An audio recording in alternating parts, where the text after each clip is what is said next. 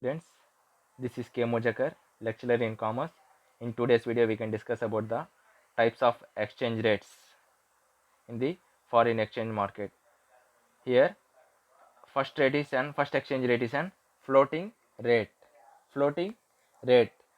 Here, floating exchange rate కనుక మనం చూసుకున్నట్టయితే it is a completely floating exchange rate is one whose level is determined exclusively by underlying balance of supply and demand for the currencies. అంటే ఈ floating rate యొక్క currency exchange rate ఎందుకు అంటే దీని యొక్క మెయిన్ అడ్వాంటేజ్ ఏమిటంటే ఇది balance of supply and demand. అంటే ఈ యొక్క కరెన్సీస్ మధ్య అంటే ఒక కరెన్సీ నుంచి ఇంకో కరెన్సీస్ మధ్య ఎలాంటి రిస్క్ లేకుండా ఒక బ్యాలెన్స్ని మెయింటైన్ చేయడానికి ఈ సప్లై కానీ ఈ యొక్క డిమాండ్లో యొక్క బ్యాలెన్స్ని మెయింటైన్ చేయడానికి మనము ఫ్లోటింగ్ ఎక్స్చేంజ్ రేట్ అనేది యూస్ చేస్తాం. ఎందుకంటే ఒక బ్యాలెన్స్డ్గా లేదనుకోండి మనకి ఏమవుతుందంటే రిస్క్ అనేది ఇంక్రీజ్ అయిపోతుంది.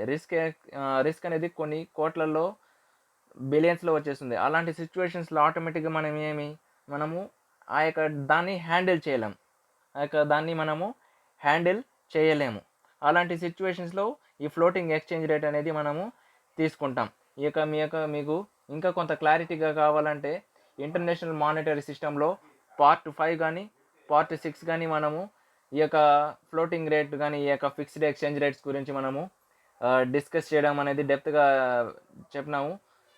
మీరు ఆ వీడియోస్ కూడా వెళ్ళి ఫర్దర్గా వాచ్ చేయండి, ఓకేనా? ఇంకా మీకు కొంత ఎఫెక్టివ్గా అర్థమవుతుంది. మీకు అక్కడ చెప్పినాను ఫ్లోటింగ్ ఎక్స్చేంజ్ రేట్స్ ఎందుకు వాడతారు, ఏ కంట్రీస్ వాడతారు, ఎందుకు ఆ యొక్క రిజైమ్ని ఆ యొక్క కంట్రీస్ అనేది ఫాలో అవడం జరిగింది, దీనివల్ల లాభాలు ఏంటి, దీని యొక్క నష్టాలు ఏంటి, మనం అక్కడ అనేది చెప్పుకున్నాం.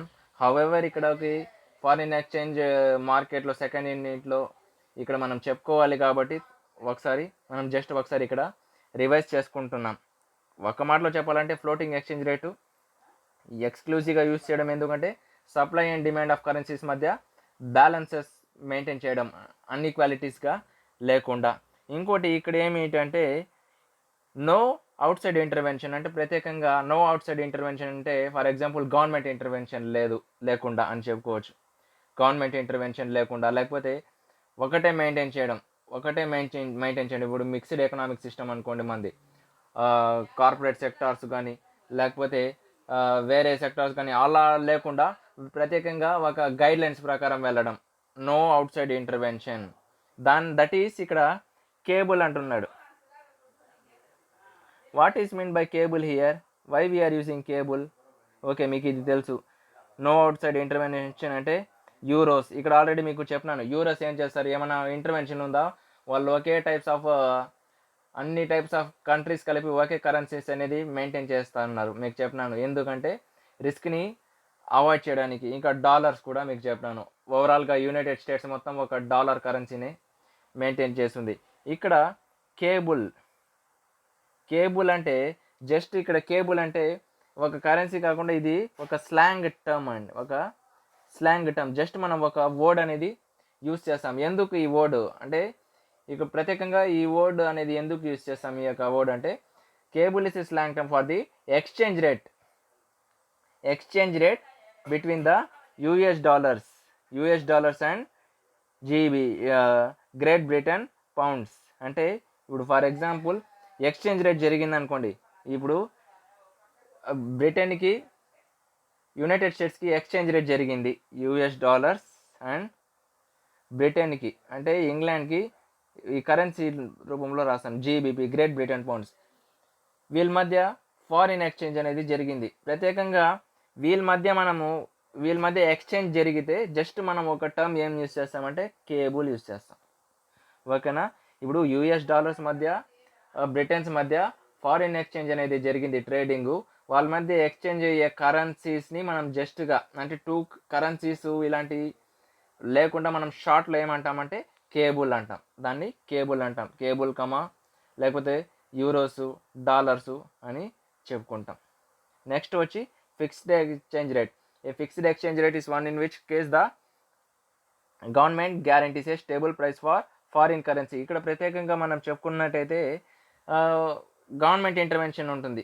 ఇక్కడేమో ఫ్లోటింగ్లో ఎట్లాంటి అవుట్ సైడ్ ఇంటర్వెన్షన్ ఉండదు. ఇక్కడ ఫిక్స్డ్ ఎక్స్చేంజ్ రేట్లో ప్రత్యేకంగా ఒక గవర్నమెంట్ అనేది ఒకటి గ్యారంటీ చేసేస్తుంది. ఇప్పుడు ఫర్ ఎగ్జాంపుల్ కొన్ని కంట్రీస్ ఇలాంటి రిజైమ్ ఫాలో అవుతుండొచ్చు, ఫిక్స్డ్ ఎక్స్చేంజ్ రేట్స్.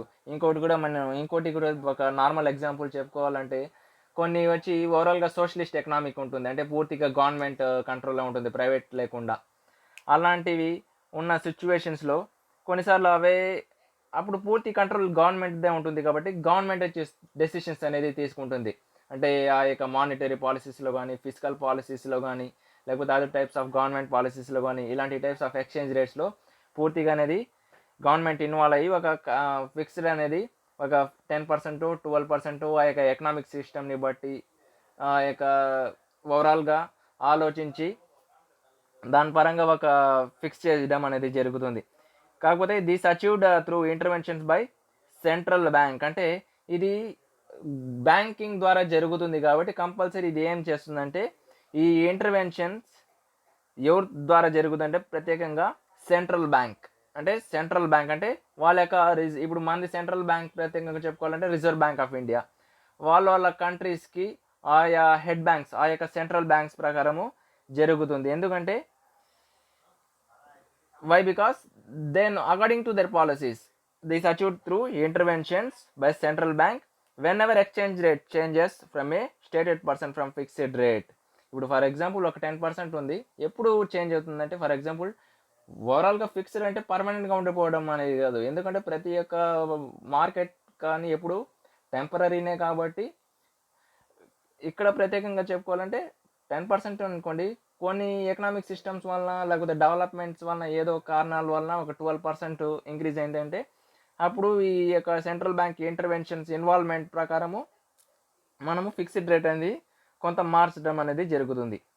ఇక్కడ ఇలాంటిది ఫిక్స్డ్ రేట్ కరెన్సీస్ ఎవరు మెయింటైన్ చేస్తున్నారు అంటే ఒక కంట్రీ ఎగ్జాంపుల్ నేనేం తీసుకుంటున్నానంటే కువైట్ దినార్. అంటే కువైట్లో యూజ్ చేసే కరెన్సీ నేమ్ ఏమంటే దినార్.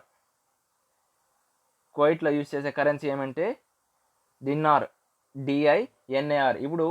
ఇప్పుడు ప్రజెంట్ చెప్పుకోవాలంటే 1 కువైట్ దినార్ ఎంత అంటే 242 రూపీస్, 242.6092 పైసే అప్రాక్సిమేట్గా. అంటే చూడండి ఒక కువైట్ వాల్యూ ఎంత అంటే అప్రాక్సిమేట్గా ఇండియన్ రూపీస్లో అంత ఉందండి. దాని యొక్క డెవలప్మెంట్ మీరే ఆలోచించండి.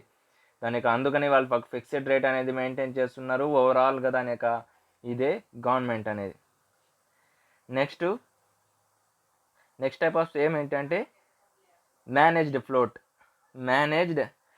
ఇక్కడ it is a system where the authorities manipulate the exchange rate to suit the own objectives. ఇక్కడ మేనేజ్డ్ ఫ్లోట్ అంటే ఇక్కడ ప్రత్యేకంగా మనకి నచ్చిన విధంగా ఇప్పుడు మనం ఇంటర్నేషనల్ మానిటరీ సిస్టమ్ పార్ట్ 6 వీడియోలో మనం ఏం చేసినాం, ఫైనల్లో ఇండిపెండెంట్ ఫ్లోట్ అనేది మనం చెప్పుకున్నాం. ఎందుకు ఇండిపెండెంట్ ఫ్లోటు ఆ యొక్క కంట్రీస్కి నచ్చినట్టుగా, అంటే ఎందుకు ఆ విధంగా చూస్ చేసుకున్నాం అంటే ప్రత్యేకంగా మంది డెవలపింగ్ కంట్రీస్, అవునా, ఒకటి డెవలప్డ్ ఉండొచ్చు. ఇప్పుడు ఫర్ ఎగ్జాంపుల్ ఒక గ్రూప్ ఆఫ్ కంట్రీస్ ఏర్పడింది అనుకోండి. ఇప్పుడు యునైటెడ్ స్టేట్స్ అంటే ఓవరాల్ గ్రూప్ ఆఫ్ కంట్రీస్ మొత్తం డెవలప్డ్నే, యూరోపియన్ కంట్రీస్ ఓవరాల్గా డెవలప్డే. ప్రత్యేకంగా మనలాంటి డెవలపింగ్ కంట్రీస్తో ఒకవేళ డెవలప్డ్ కంట్రీ మింగిల్ అయిపోయింది అనుకోండి, ఒక డెవలప్డ్ కంట్రీ ఉంది, మనలాంటి సామాన్యుల కంట్రీ కూడా ఉంది.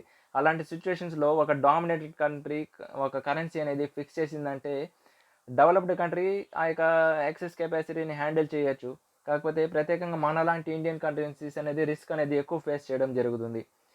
అలాంటి సిచ్యువేషన్స్లో ఈ యొక్క రిజైమ్స్ ప్రకారం ఏం చేస్తుందంటే వాళ్ళకి నచ్చినట్టుగా, ఇప్పుడు మన యొక్క ఎకనామిక్ సిస్టమ్ మనకే తెలుస్తుంది, వాళ్ళ యొక్క ఎకనామిక్ సిస్టమ్ వాళ్ళకే తెలుస్తుంది కాబట్టి ఇట్ ఈస్ ద సిస్టమ్.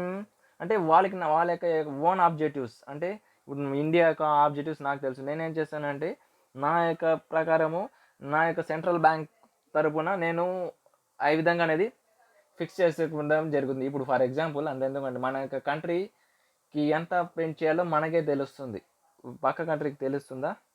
తెలీదు. అదేవిధంగా మనకి నచ్చిన ప్రకారం ఇప్పుడు కోవిడ్ వచ్చింది, సడన్గా ఏమైపోయింది, ఓవరాల్గా ప్యాటర్నే డ్రాబ్యాక్ అయిపోయింది. అలాంటి సిచ్యువేషన్స్లో మనము ఇండిపెండెంట్గా అంటే ఒక ఫిక్స్డ్ పాలసీ కూడా మెయింటైన్ చేయలేము. ఎందుకు ఎలాంటి సిస్టమ్ అంటే మనది ఒక మిక్స్డ్ సిస్టమ్, ఒకటి క్యాపిటలిస్ట్ అయినా ఉండాలి లేకపోతే సోషలిస్ట్ అయినా ఉండాలి, మనది ఏమి మిక్స్డ్ ఎకనామిక్ సిస్టమ్.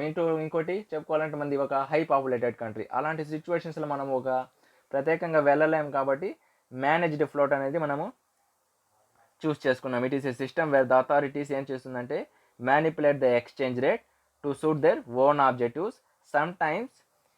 సమ్టైమ్స్ కొన్నిసార్లు involving to fixed rate, sometimes staying on the sidelines. కొన్నిసార్లు ఇన్వాల్వ్ అయ్యి గవర్నమెంట్ కానీ ప్రైవేట్ కానీ ఒక ఫిక్స్డ్ రేట్ అనేది పెట్టడం, లేకపోతే నార్మల్గా staying on the sidelines అంటే నార్మల్గా అంటే ఇంటర్వెన్షన్ లేకుండా. This type of compromise is known as managed or dirty float. అంటే డర్టీ ఫ్లోట్ అంటే మనకి నచ్చిన విధంగా పెట్టుకుంటున్నాం కదా, ఒక గైడ్ లైన్స్ కాకుండా.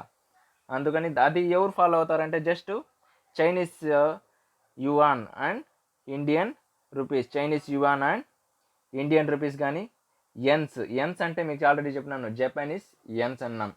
ఓకేనా, these are the various types of exchange rates. ఇంకా మీకు if you need a lot of exchange rates, you just go and watch the part 5 and part 6 of the international monetary system. However ఇక్కడ మనకి structure of exchange rate discuss చేస్తున్నాం కాబట్టి కొద్దిగా మనము discuss చేసుకోవడం అనేది జరుగుతుంది. మనము నెక్స్ట్ వీడియోలో ఫారెక్స్ టర్మ్స్ అనేది డిస్కస్ చేస్తాం. ఓకేనా, థ్యాంక్స్ ఫర్ వాచింగ్.